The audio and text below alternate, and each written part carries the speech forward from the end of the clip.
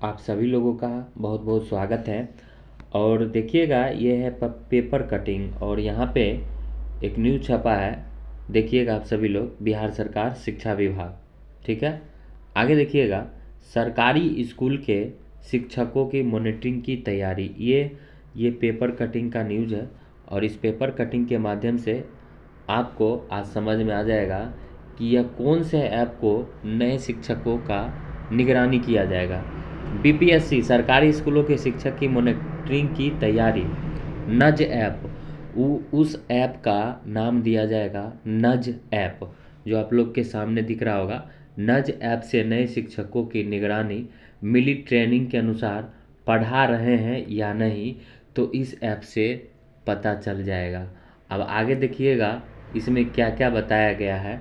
यहाँ पे देखिएगा, बीपीएससी द्वारा नए चयनित शिक्षकों को स्कूल में पदस्थापित किए जाने के बाद ऐप के माध्यम से निगरानी रखी जाएगी कि शिक्षक दी गई ट्रेनिंग के आधार पर ही क्लास में पढ़ा रहे हैं या नहीं।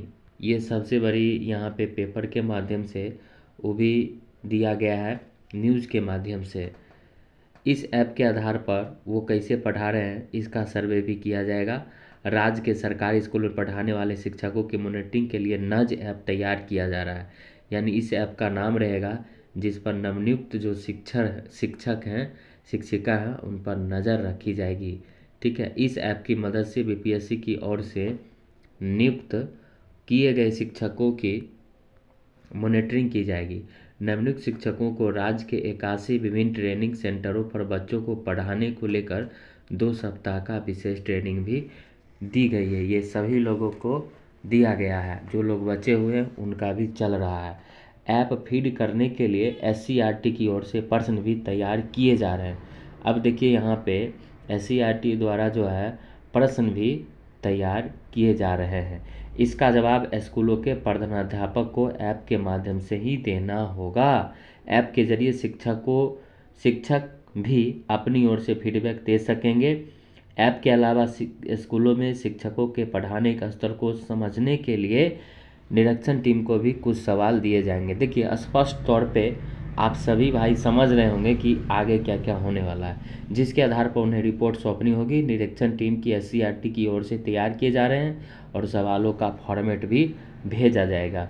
यानी ऐप तैयार हो रहा है और बहुत जल्द ही इसको लागू भी किया जाएगा।